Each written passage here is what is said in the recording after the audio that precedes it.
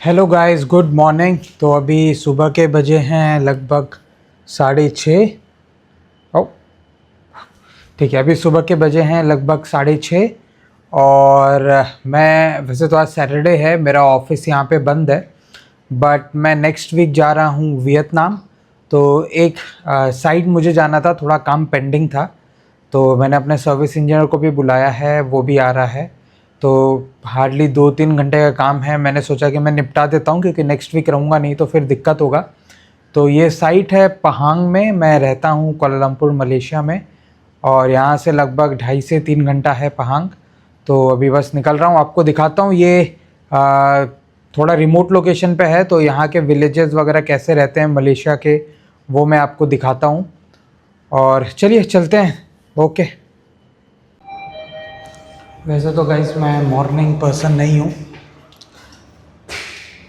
सुबह मैं नॉर्मली जल्दी नहीं उठता हूँ अनलेस एंड अनटिल फ्लाइट हो या कुछ काम हो। हाँ, ऑफिस भी मैं ही सबसे लेट पहुँचता हूँ, लगभग 9:30 के आसपास। सब लोग 8:30-9 तक पहुँच जाते हैं।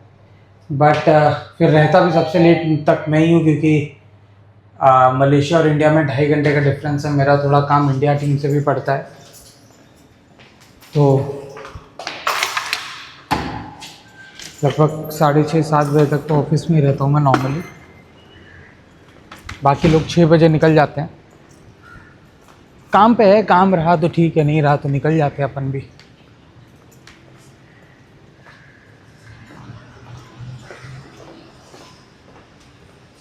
पहुँच गए अपन अपने गाड़ी के पास।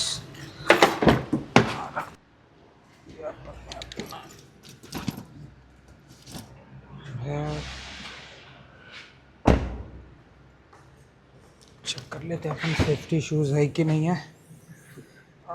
कैप है, ये है, सेफ्टी शूज़ भी है, ठीक है सारी चीज़ें। Let's go. जय भोलेनाथ।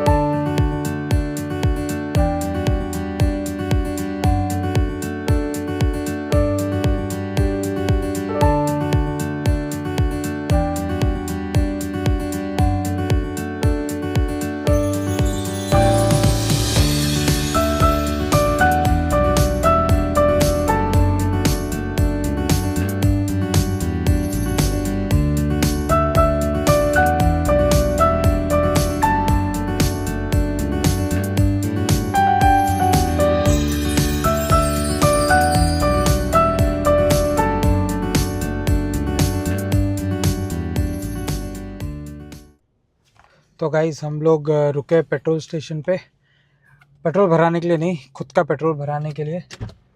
देखते हैं अगर ब्रेकफास्ट के लिए कुछ सॉसेजेस या कुछ मिल जाए तो, नहीं तो कॉफ़ी तो लगेगी ही। बिना कॉफ़ी के तो अपना दिन स्टार्ट नहीं होता है। शेल पे रुके अपन। यहाँ पे नॉर्मली पेट्रोल पंप पे सब कुछ मिल जाता है।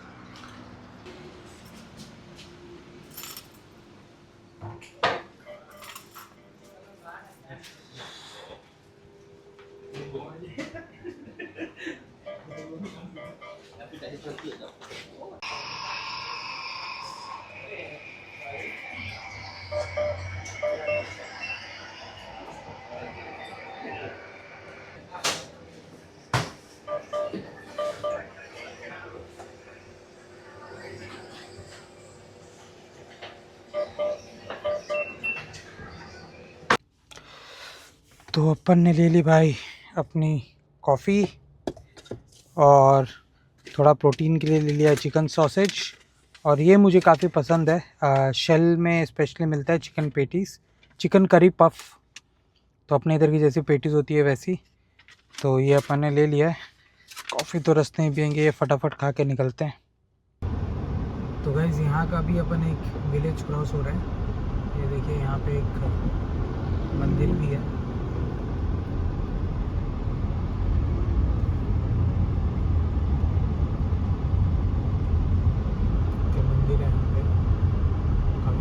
सुंदर बड़ा मंदिर है यार।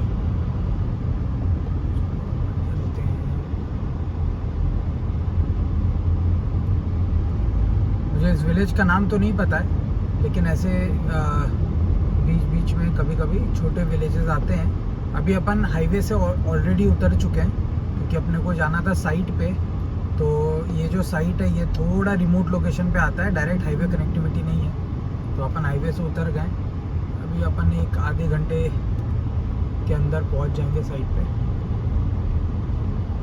ओ सॉरी, ये 620 मीटर्स पे, शायद 600 मीटर्स पे हाईवे पे कनेक्ट करेगा ये शायद बीच में, क्योंकि अभी जस्ट मैं एक दूसरे हाईवे से उतरा हूँ। क्योंकि मैं अभी एक जस्ट दूसरे हाईवे से उतरा हूँ, तो मुझे लगा कि अभी ये हाईवे हो गया। लेकिन यहाँ मैं गया हूँ पहले साइड पे। प्रॉपर हाईवे जैसा तो हाईवे नहीं आता है जैसे पूरे मलेशिया में है। थोड़ा इंटरनल रोड ही रहता है, ऑब्वियसली ट्रैफिक नहीं रहता है। इंडिया जैसा ट्रैफिक नहीं रहता है, लेकिन थोड़ा बहुत तो रहता ही है, खाली रहता है रास्ता। लेकिन वही है, मतलब प्रॉपर मेन रास्ता जैसा रास्ता हाईवे वैसा नहीं है। अभी ये यहाँ से बोल रहा है राइट लेने के लिए, तो अपन इधर से लेंगे राइट।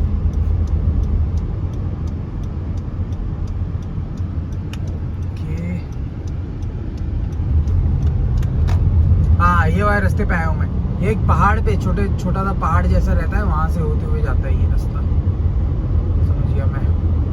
अब सीनरी वगैरह तो अच्छी है, लेकिन वही है छोटा रास्ता है, मतलब ऐसा हाईवे वाला रास्ता नहीं है।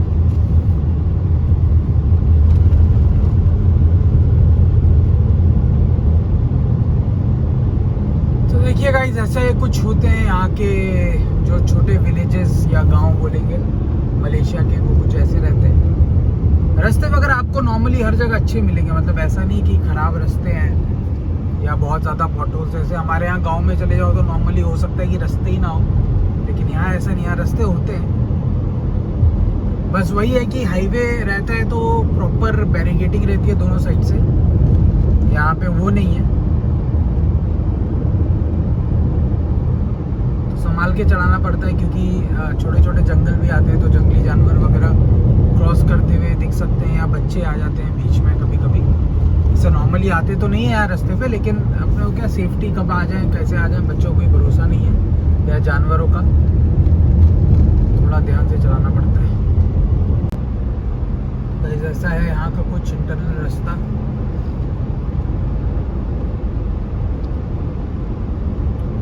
अभी जब मैं इंडिया में ड्राइव करता था तो नॉर्मली देखता नहीं था। जैसे आपको ये जो डॉटेड लाइंस यहाँ पे दिख रहे हैं, ये डॉटेड लाइंस का मतलब है कि यू कैन ओवरटेक। ये लेन डिवीजन तो है ही है, but it means you can overtake. अभी जैसे यहाँ पे आपको एक कंप्लीट विदाउट डॉटेड लाइंस दिखेंगे, एकदम जिसमें कोई स्पेस नहीं है, एकदम स्ट्रेट लाइंस। इसका मतलब यू कैन नॉट ओवरटेक। और जहाँ जहाँ पे डॉटेड लाइंस है वहाँ पे यू कैन ओवरटेक। तो जब मैं इंडिया में था तो मेरे को ये नहीं पता था, मतलब ये पता था लेन डिवीजन है और ये है, बट इतना आइडिया नहीं था कि ये यहाँ पे मुझे आके पता चला। जैसे ये आपको एक सीधी लाइन दिख रही है, तो इसका मतलब यू कैन नॉट ओवरटेक। और अब जैसे ये आ गया dotted, this means that you can overtake. तो नॉर्मली सीधी लाइन वहाँ रहेगी जहाँ पे आपको सामने बहुत ज़्यादा क्लियर नहीं दिख रहा है, या गाड़ियाँ आ सकती हैं। जैसे अभी ये टर्निंग है, यहाँ गाड़ियाँ आ सकती है। और यहाँ पे जो डॉटेड है बेसिकली इधर से जो लोग आएंगे फार्म साइड से, उनके लिए ओपनिंग दी हुई है।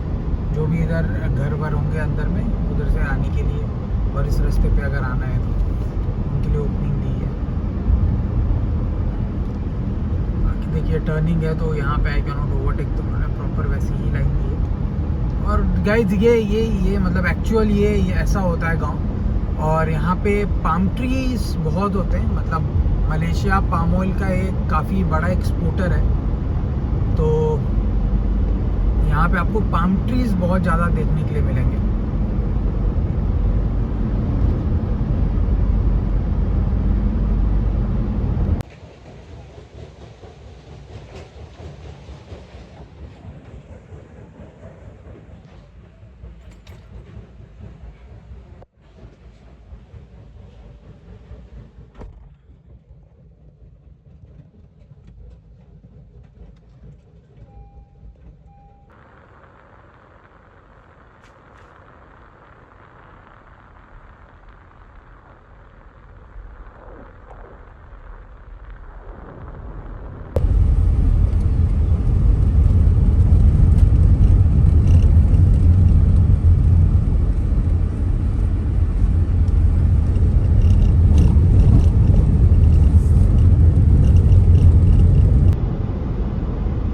भाई अपन आए थे इस जगह पे बुकित मेनली आए थे और अब कुछ खाने जा रहे हैं, फिर जाएंगे अपन रिटर्न टू KL।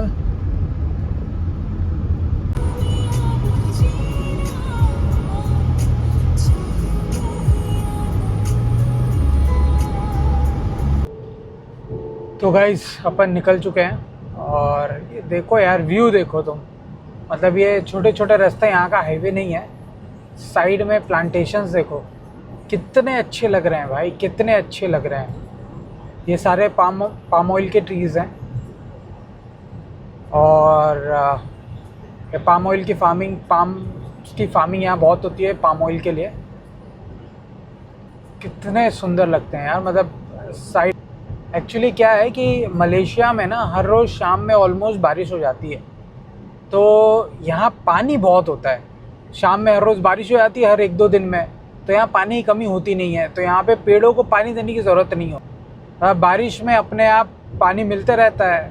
तो इसलिए ग्रीनरी बहुत है यहाँ पे, मतलब एकदम बहुत अच्छी ग्रीनरी लगती है यहाँ पे। ऐसा लगता है कहीं भी बैठ के कैंपिंग स्टार्ट कर दो। अपने यहाँ तो ऐसा हो तो बस चेयर निकालो, टेंट निकालो और चूल्हा वूल्हा निकालो, अपना पोर्टेबल चूल्हा, मस्त मैगी वैगी बनाओ, चिकन विकन सेको, मस्त वेज हो तो पनीर वनीर सेको, आलू सेको।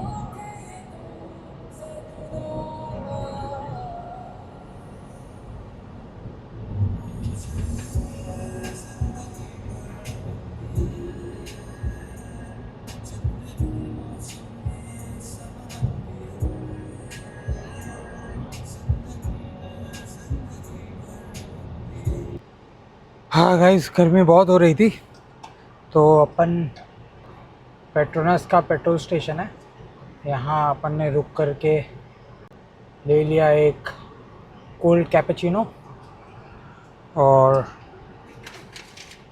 कुछ गुड फैट्स पिस्ताचोस। निकलते हैं अभी। अपने को टाइम यहाँ से और लगभग 1 घंटा लगेगा केल पहुँचने के लिए।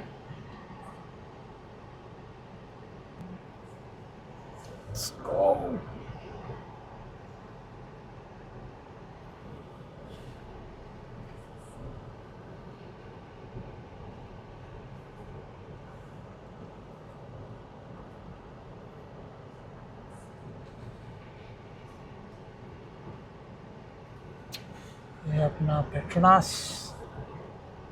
और ये अपन निकल रहे हैं।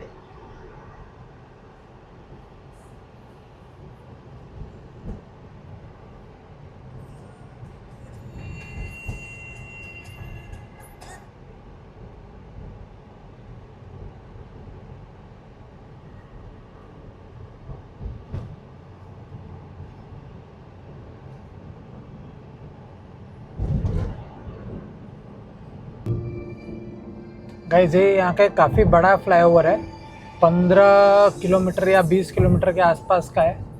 केएल के थोड़े बाहर से चालू होता है और केएल के एकदम एंड तक छोड़ता है, तो पूरा केएल क्रॉस हो जाता है। ऑब्वियसली ये टोल रोड है, नीचे से एक रोड जाता है जो फ्री वाला है, लेकिन अभी तो कुछ नहीं लग रहा है यार। अभी तो सुबह है तो ये ऐसी बिल्डिंग्स दिख रही है, रात में बहुत सुंदर लगता है जब सारी सिटी लाइट्स वगैरह ऑन रहते हैं और फ्लाईओवर से जाओ ना, तो सारी बड़ी बड़ी बिल्डिंग्स के लाइट दिखते हैं, काफ़ी अच्छा लगता है। अब मस्त रोड है यार, 10-15 मिनट में तुम 20 किलोमीटर आराम से निकाल लोगे। 100-120 पे आराम से गाड़ी चलती है। और बीच बीच में इसका उतरने का भी दिया है, मतलब जिसको जिधर जाना है उधर के लिए। से मेरा जो एग्ज़िट है वो भी है, लगभग 9-10 किलोमीटर पर मेरा एग्ज़िट है।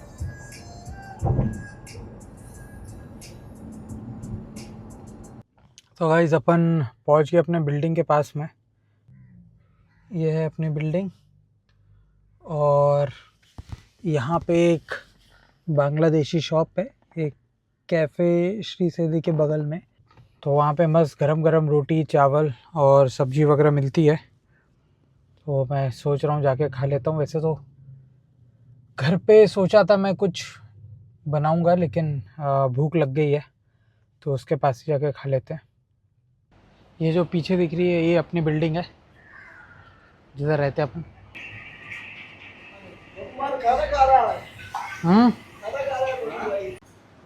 तो गाइस अभी मैदे का रोटी है, आटे का तो रात में है। और चिकन था नहीं तो अपन ने ले लिया आलू का सब्जी और चावल।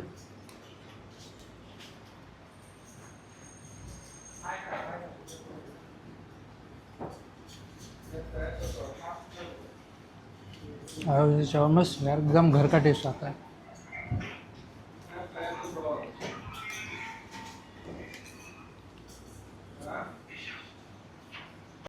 तो भाई मस्त खाना खा लिया। सबसे अच्छी बात यार इस बांग्लादेशी रेस्टोरेंट की ये है ना कि एकदम घर जैसा खाना मिलता है। और मेजॉरिटी यहाँ पे क्या है ना, अपना मलेशिया में कि पाम ऑयल बहुत होता है और चीप है। तो अगर लोकल खाना खाने जाओ कोई मले रेस्टोरेंट में, वहाँ पे मिलता है, ऐसा नहीं है, इंडियन टाइप ही मिलता है, बट वो पाम ऑयल में बनाते हैं पूरा ग्रेवी। ये सरसों के तेल में बनाते हैं। नॉर्थ से हो तो अपने को सरसों का तेल ही अच्छा लगता है। तो और एकदम मतलब इनएक्सपेंसिव बोलूँगा मैं, इंडिया के रेट का है। नॉर्मली यहाँ पे अगर कहीं भी खाओ तो चिकन और चावल अगर अपन लेते हैं ना तो ऑलमोस्ट मतलब 10 से 12 रिंगिट, मतलब 200 से 240 पड़ता है। उसमें आपको पेट भर के चिकन और मतलब दो तीन मीडियम पीस चिकन के और चावल मिल जाएगा। आप वेजीज और चावल लेते हो तो भी लगभग 10 रिंगिट के आसपास ही पड़ेगा। मतलब कैसा रहता है कि जैसे अपन सबवे में जाते हैं तो सारे वेजिटेबल्स रखे होते हैं ना, आप उसको जो जिसमें कंटेनर में होता है उस कंटेनर को बड़ा कर दो तो वैसे ही लाइन से सारे वेजीज और चिकन वगैरह सब कुछ रखा रहेगा। उसमें से आप जो चूज़ करोगे उसका चार्ज होगा। तो 3 4 5 6 टाइप की सब्जियां वेज होती हैं और 10 12 टाइप के नॉन वेजेस होते हैं। तो चिकन की उसमें मीठी होगी, तीखी होगी, मीडियम ग्रेवी वाली होगी, सूखी होगी, अलग अलग टाइप की होती है।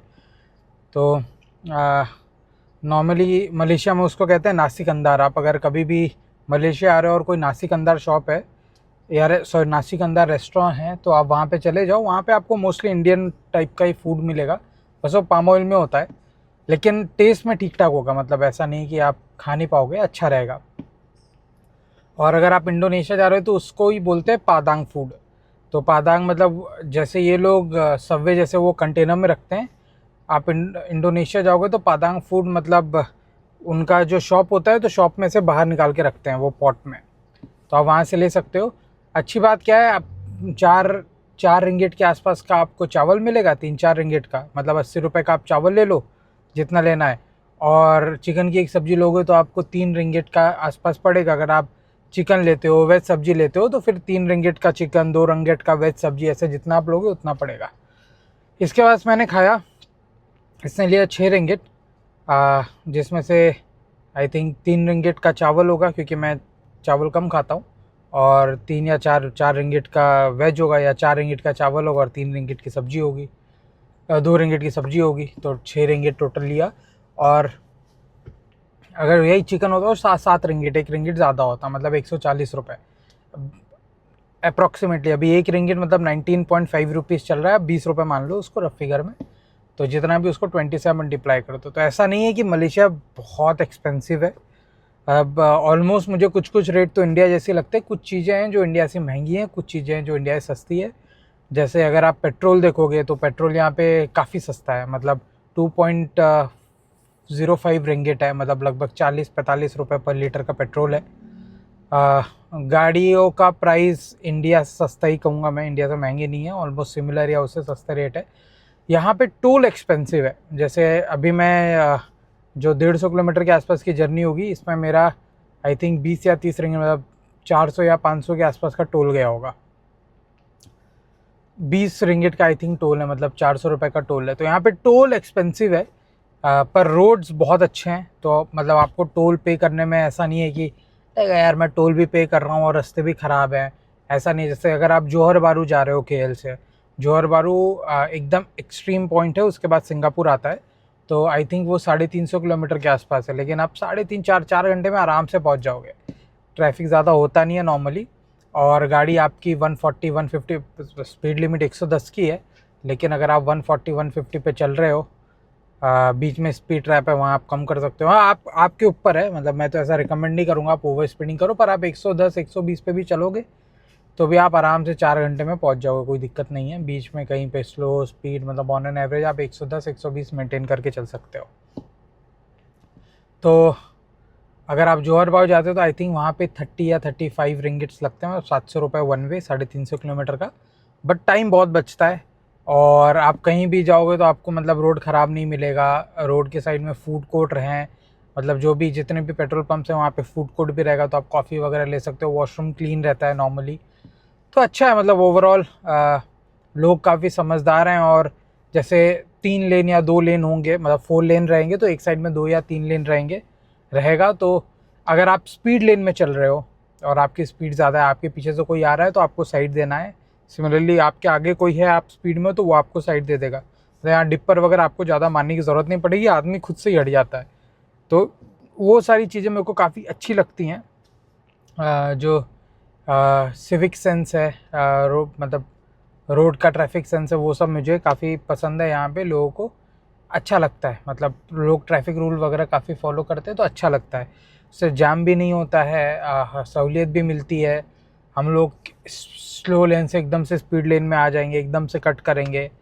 मतलब मैं ये नहीं कहूँगा कि इंडियंस करते हैं, हमारे यहाँ वैसे ही चलता है तो हम लोग के लिए नॉर्मल है। बट यहाँ पे आने पे आप वो सब नहीं कर सकते हो, नहीं तो अगर आपके पीछे पुलिस रहा तो आपको तुरंत हूटर मार के साइड में रोक के फाइन वाइन चढ़ा देगा। और यहाँ पे पार्किंग का भी आपको पैसा लगता है। जैसे इंडिया में तो नॉर्मली पार्किंग फ्री, आप रोड के साइड में कहीं भी कर दो, पर यहाँ ऐसा नहीं है। यहाँ पे कहीं पे भी आप जाओगे, खाना खाने भी जाओगे, रेस्टोरेंट वगैरह भी जाओगे, होटल में जाओगे, कहीं भी जाओगे तो पार्किंग का पैसा है, और वो भी अच्छा खासा है। मतलब वीकेंड पे तो और ज़्यादा होता है। जैसे मॉल वगैरह में आप जाओगे तो 3 रिंगिट से 5 रिंगिट पहले घंटे का रहेगा, उसके बाद हर घंटे का 1 रिंगिट रहेगा। मतलब मिनिमम समझिए आप 60 रुपये से 80 रुपये है पहले घंटे का, उसके बाद हर घंटे का 20 रुपये आपका चार्ज होगा। डिपेंड करता है कौन सा मॉल है। कोई कोई मॉल में पर आवर 4 रिंगिट भी है। जैसे अगर आप पेट्रोनस ट्विन टावर जहाँ पे है, वहाँ पे अगर आप KLCC पे जाओगे, जो फेमस मॉल है, तो वहाँ के चार्जेस वगैरह काफ़ी हाई हैं। तो यहाँ पे वो सारी चीज़ें हैं कि आपको पार्किंग फ्री नहीं मिलेगी, पार्किंग का पैसा है, but at the same time पैसा है तो सुविधा भी है। मतलब कुछ चीज़ें वही महंगी है, कुछ चीज़ें सस्ती हैं, तो ओवरऑल हो जाता है। बाकी मैं एक वीडियो बनाने वाला हूँ, अगर आप या आपका कोई फ्रेंड मलेशिया शिफ्ट होने का सोच रहा है तो उसका सैलरी लगभग कितनी होनी चाहिए, लिविंग एक्सपेंसेस कितने हैं क्या मलेशिया में रहने का, तो उस पर मैं एक अलग से वीडियो बनाने वाला हूँ।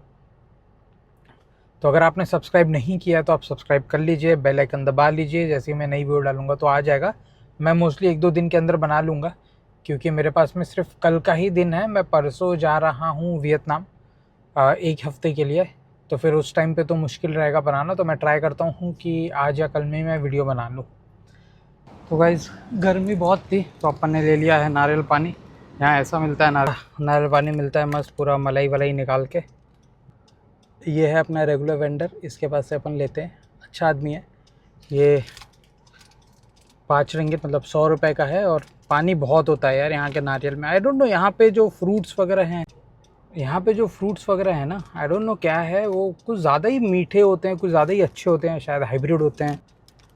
हम आम वगैरह लोगे ना आप, तो बहुत मीठे और अच्छे होते हैं, मतलब दिखने में भी अच्छे होते हैं। और ड्रैगन फ्रूट वगैरह तो बहुत ही टेस्टी होते हैं, पता नहीं कहाँ से लाते हैं ये लोग, पर क्वालिटी बहुत अच्छी होती है। चलिए चलते हैं। ठीक है, चलिए चलते हैं। बातें काफ़ी हो गई, वीडियो बहुत लंबा हो जाएगा, तो यहाँ करता हूँ मैं वीडियो को आज के लिए एंड। तो अच्छा ट्रिप था, शॉर्ट ट्रिप था। सुबह 6 बजे, 6:30 बजे, 6:30 के आसपास निकला था मैं, 2 बजे आया, खाना वाना खा के रिटर्न आ गया। Was a nice short trip.